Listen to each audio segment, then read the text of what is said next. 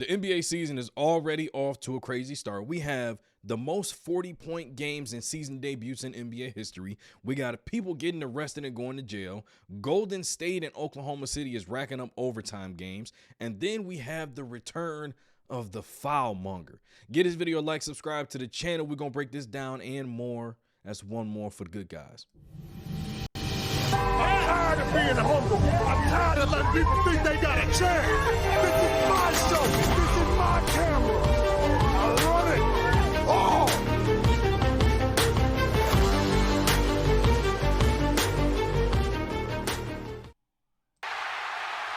What's good, everybody? Welcome to Outside the Playbook. We're going to be talking about the most 40-point games and season debuts in NBA history.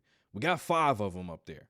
All right. There's a 6th 50-point game that we got to get. There's a 40-plus point game. You know what I mean? There's another 55-point game that we got to get to later on in the episode. But right out the gate, we got Luka Doncic, 43, Maxey, 40, Victor Wembanyama, 40, 41 from Anthony Edwards, and Aaron Gordon with 50. The most unique thing about this list, the only 2 players to lose their games, dropped 40-plus, and lost to the Golden State Warriors. First things first, okay? Let's talk about Luka Doncic. The reason why that game was so scrutinized in terms of what DeAndre Ayton is doing, what Ayton is not doing, what can he do better, is because Luka Doncic dropped 43, 12 rebounds, 9 assists. Austin Reeves dropped 26 points, but they didn't have a third guy contribute. They didn't have a third guy filling in the blanks, right? Ayton went 5 of 7, 10 points, 6 rebounds, extremely mediocre.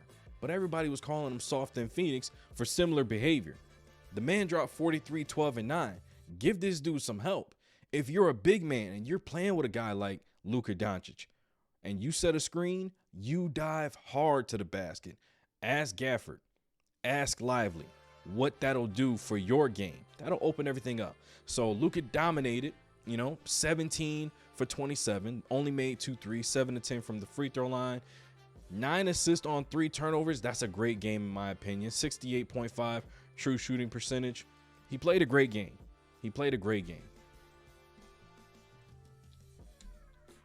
Tyrese Maxey, and let me talk about this, okay? I'm going to get to Maxey in a second, but VJ Edgecombe, if he can have a decent performance night in and night out, give you 20 points a night, give you 15 to 20 when Paul George and Joel Embiid are healthy, this team is going to be more dangerous than everybody thought. But 40 points, 6 assists, 7 threes. He's finally healthy because he struggled with that last year. 13 to 24, 7 to 9 from 3, 7 of 8 from the free throw line. Only 1 turnover. It's very important when you're going into a situation where you don't know what it's going to look like on the basketball court because you guys have been injured. You don't know the health situation. All right. Taking care of the basketball is going to be key, especially going into the Team in Green's house. Taking care of the basketball, playing at a high level, being efficient. Great start to the season by Tyrese Maxey. He's definitely going to be an all-star. This right here, my MVP of the season. All right. My MVP. And the reason why he's my MVP is just that right there. 40 points, 15 rebounds, 1 assist, 1 steal, 3 blocks. He's going to do it on both sides of the basketball. Think about this, okay? He had 40 points and 15 rebounds versus one of the best defensive bigs in the league, but also one of the best defensive bigs of this generation, Anthony Davis. Made him look like a little boy at times. He dunked everything when he was close to the rim. Had the feet working out with Hakeem Olajuwon in the summertime, working on his handle with Jamal Crawford. We've seen all of that on display. He came out the gate on fire. He said, we came out to send a message. Cooper Flag was not the story of conversation. He wasn't the topic of conversation in game 1, which everybody was like, hey, Coop versus Victor Wembanyama, open the gates, right, to open the season up. Nobody was talking about Cooper at all. 40 and 15, 9 for 11 from the free throw line. The most important thing here is he had 40 points, and we know how good of a shooter he is. He only took 2 threes, made one of them, but he only took 2 threes, but he shot 11 free throws. That's going to be key going forward because you can tell he's getting stronger. You can tell he's getting more confident operating on the block because he was more, dependent on his jump shot and spacing the floor his first year. That's not the same Wemby we've seen. I look forward to seeing him dominate this season on both sides. Like I said, he could be MVP and DPOY. This right here. We got to have this conversation. First of all, 41 points, 7 rebounds, 1 assist, 14 of 28. That's 50%. 5 of 10 from 3. Shot a very high percentage, and he didn't miss any free throws. 65% true shooting percentage. Can't take anything away from Ant. And you got to think, right? He is turning himself into one of the best three-point shooters in the NBA. Yes, he shoots a high volume, and it can potentially take away from some of the rest of his game, but he's being efficient. We can't say anything. The problem I have is when the conversation becomes, man, y'all just hating. We've never seen anything like Anthony Edwards. We've never seen a dunker come into the league, and now he's a shooter. We've never seen a player with his level of athleticism shoot 40% like that. This is the problem I have, because you don't know enough. You don't know what you don't know. You see this and you see it's amazing, which it is, but you say y'all hating because we've never seen it before. And I give you Vince Carter. He did it 4 times in his career. What are we talking about? He did it 4 times in his career. I'm sorry, you probably won't be able to see that.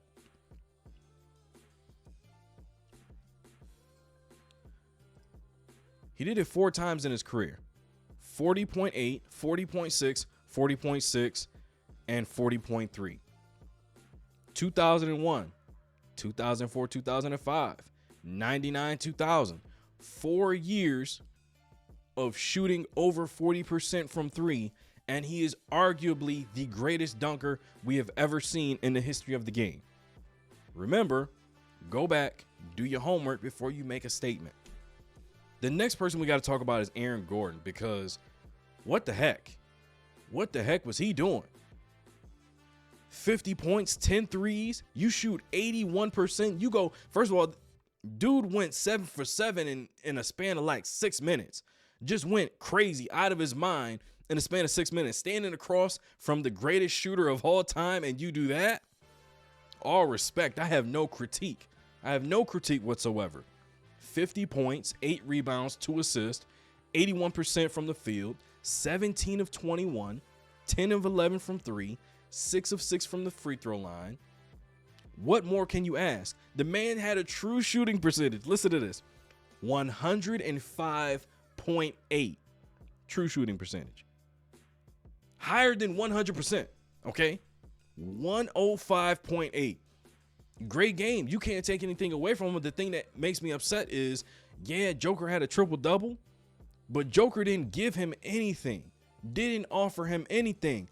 Several threes Joker missed down late in the game. Several, layup attempts or floaters missed late. Jamal Murray gave him not really a whole lot, and when you think about it, you're probably never going to see this level of efficiency ever again, right? 105.8. You're probably never going to see that again.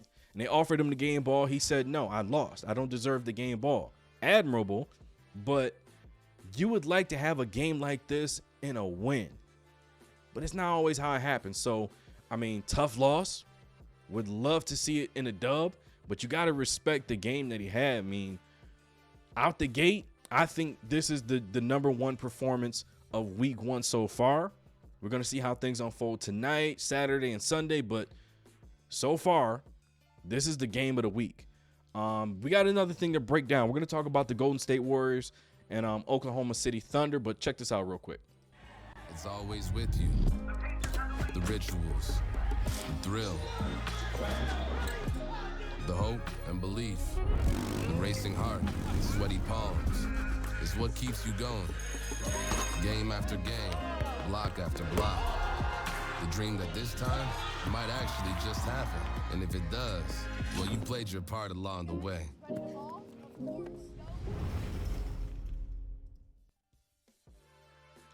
All right. The next thing we are going to discuss is the Golden State Warriors and the Oklahoma City Thunder.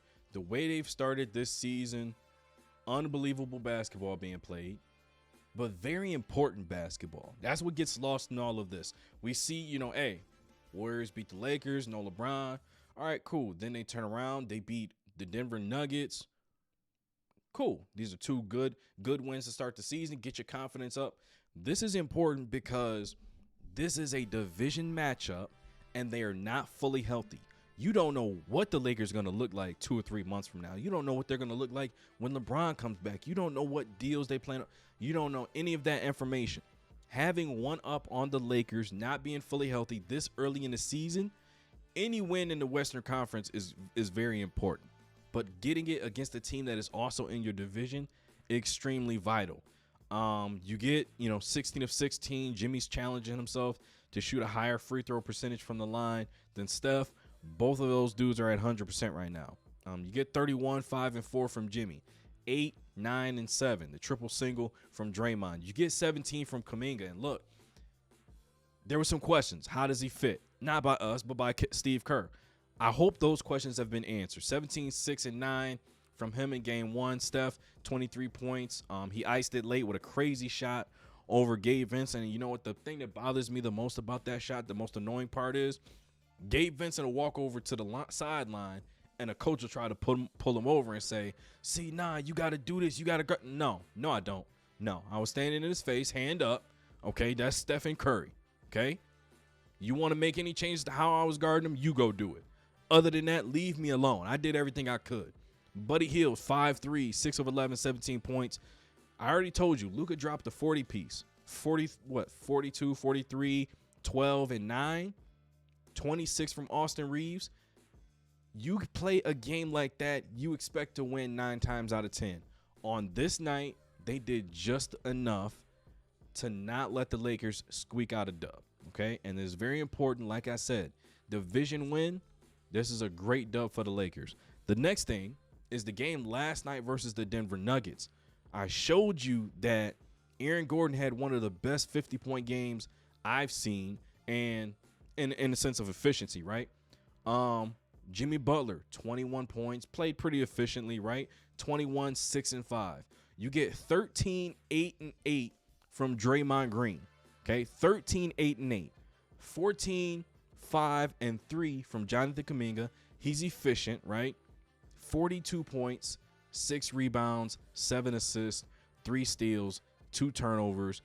The man was perfect from the line, 6 of 12 from the three-point range, 14 of 25, efficient. It's Stephen Curry, all right? He's going to be a 50, 40, 90 threat for his entire career, okay? You get 13 from Horford. You get 11 from Buddy Hield. Everybody did enough to withstand a triple-double from Joker, a good game from Murray, a great game from Aaron Gordon. Everybody played well. Steph Curry just made more plays at the end to get him over the hump. You're playing against the Denver Nuggets. You don't know what the seeding in the playoffs is going to look like. You have to take advantage of early season wins versus potential playoff competition and potential people, like potential teams that are in your division that you could be fighting with for the division crown, okay? You have to take advantage of those games, and Golden State did exactly that. The next thing we got to talk about, man, this game right here, and I'm not showing it right now. I'm only showing OKC side of things. Sengun, man, 39 points, 11 rebounds. I think he had about 5 or 6 assists, something like that. What did he say? 7 assists. He played well. And then you had, about 18 from Amin Thompson. This is what I love about these 4 games that I'm about to talk about, because I'm also talking about OKC versus Indiana. This is what I love about these games, is because everybody played great.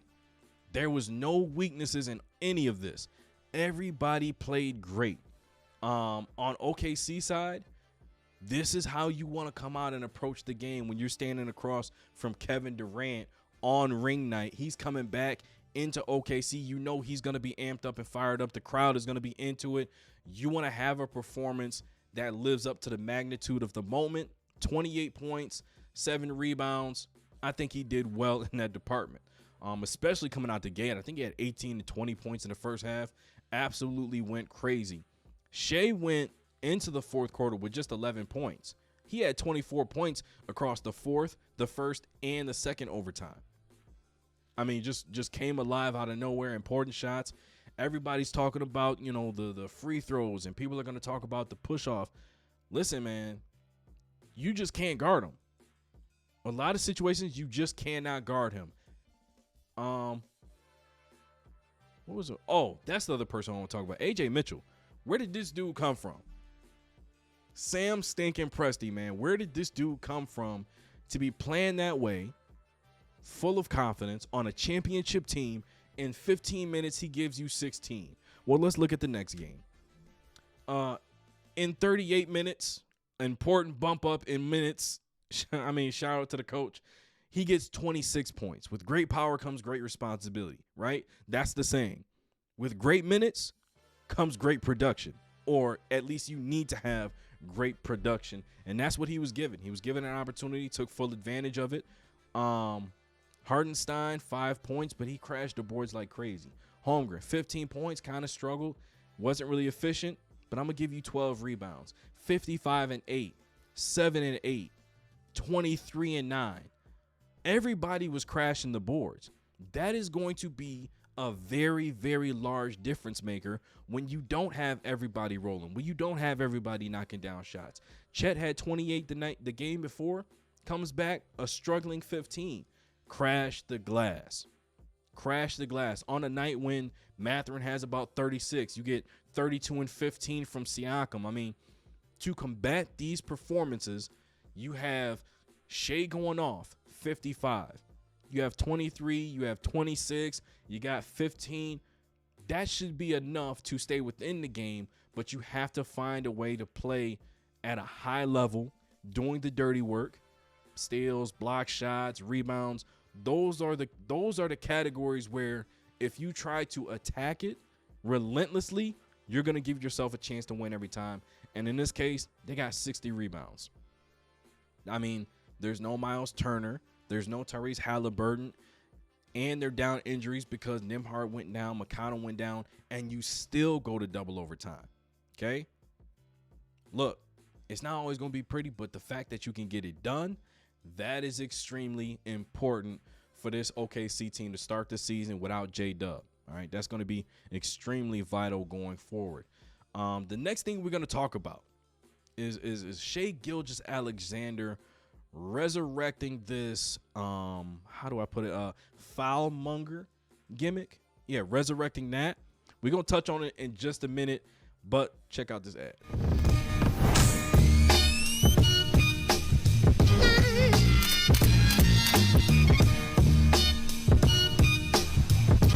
Outside the Playbook's Top 5.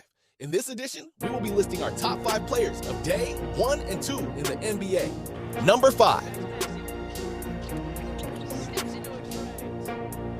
3 minutes into this ball game, and you can see already what Dominic brings. There's the tap back to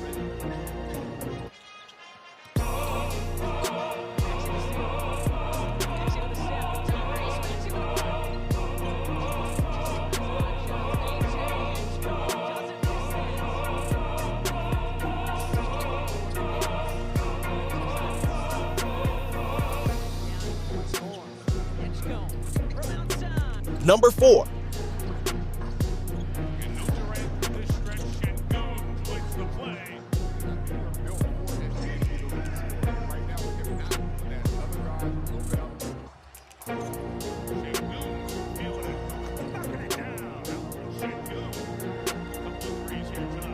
Number 3.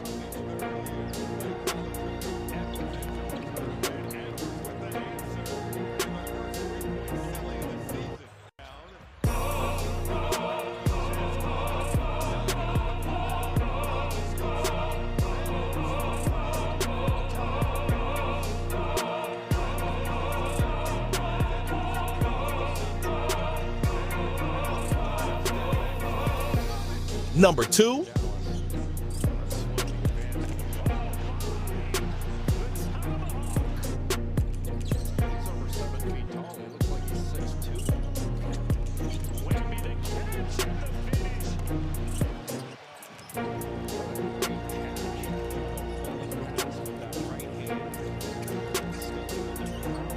Number 1,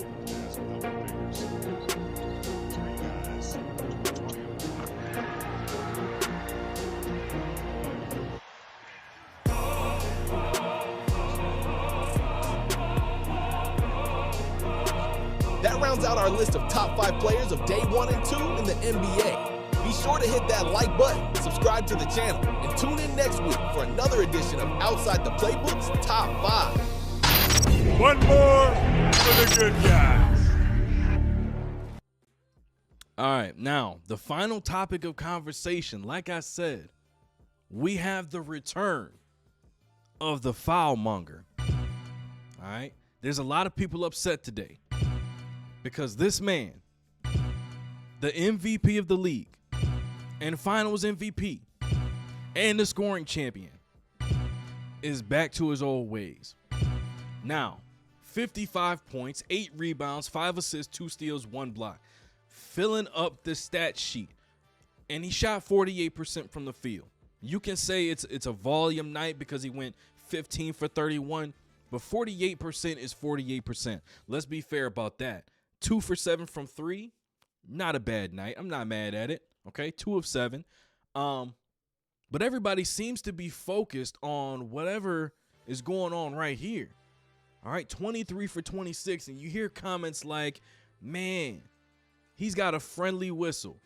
Man, he's flopping all the time. Man, he don't deserve all them calls. But yet you look at the other side and Dort, he can tackle everybody. He can play football on the basketball court. The way he's guarding Durant, the way he's guarding Siakam. I don't have anything to combat that argument. You feel how you feel. But as it pertains to SGA and getting fouls and going to the free throw line, we're only going to indulge in facts. I came across a video of an individual who was talking about some of the things that he saw on the basketball court when SGA was playing. Now, I don't know this individual's page name. I think it was Ben Likes Sports. Respect to this dude. He's got great content. I just disagree with this point that was being made here. Check this video out. It's only day 3 of the NBA season, and we have already seen the most ethical performance that we will see this season. We witnessed a masterclass in ethical hoops from Aaron Gordon tonight. Because usually when a player drops 50, it's accompanied by a lot of free throws. Like earlier tonight, Shai Gilgeous-Alexander had 55. But out of those 55, 23 of those came from the free throw. What? What is ethical basketball? What does that mean? What do you mean by that? All right, because I see where you're going with it. I see the point you're trying to make, but why is this the point you choose to make? Like, why are you saying that SGA is not playing ethical basketball when he scores 50? What? Throw line. And he shot 48.4%. And that's usually the case when you get 50 because it takes a lot of shots to get to 50 points. How many did Aaron Gordon take? 21 shots. He had 6 free throws. This man shot 81% in a 50 ball. Went 10 crazy. threes. He wasn't flopping. He wasn't cherry picking. He wasn't leaking out. He was getting to his spot and he was hitting his shots. Simple as that. And the worst thing about all of this is that he lost when dropping 50. This dude dropped the most efficient 50-point game in NBA history, and nobody is going to talk about it because Stephen Curry went nuclear. Yep. But we see it, Aaron, and we applaud you. Now, here's my response to that, okay? Because, once again, we only look at facts. This is a very important video. This is every single time SGA went to the free throw line to shoot free throws after being fouled. Let's see what the footage has in store for us. Okay, left his feet. That's a clear foul. Free throws 1 and 2. Okay. Arm gets hooked. He spins. Free throws 3 and 4. Clear foul. Smacked across the arm. Clear foul.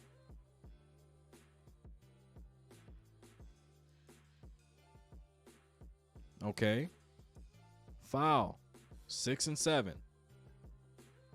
Watch this. Body contact. He did not go straight up. Clear foul. 8 and 9. Look at this one. Reached across. Is that not a clear foul? Another one. 12 and 13.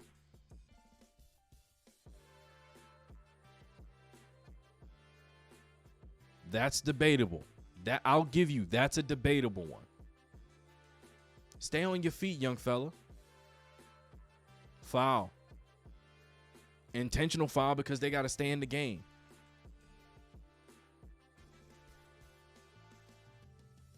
Another one. Stay on your feet, and he follows through on it. Stay on your feet again. When you leave your feet, his landing. He's got to have landing space. Intentional foul. Intentional foul. So, the point I'm trying to make is this. Yes, you can talk about how you may not like his style. You may not like him going to the free throw line over and over, because the NBA is also entertainment. We got to keep that in mind. This is basketball. This is sports. We watch to be entertained, okay? It may not be entertaining to watch a player shoot 26 to 30 free throws, okay? But there's nothing about what he's doing that is flopping, that is being disingenuous, that's being unethical, as it was so put. You just don't like the fact that he's able to get to the free throw line every single time he actually wants to go there. His focus is getting downhill. Maybe we should coach defense. Maybe we should do more teaching on how to guard players, stay in front of them, move our feet, keep our hands straight up when we jump in, not come into, and crowd their landing space. Maybe we should focus on not swiping down when a player's going up for a layup. Maybe we should focus on not reaching in when we're clearly beat. Maybe we should teach defense the way it needs to be taught in order to limit the fouls that we are getting, sending a player like SGA to the free throw line. That's all I'm saying. That's all I'm saying. Give this video a like, subscribe to the channel. Let me know in the comments, is SGA a foul monger? That's one more for the good guys.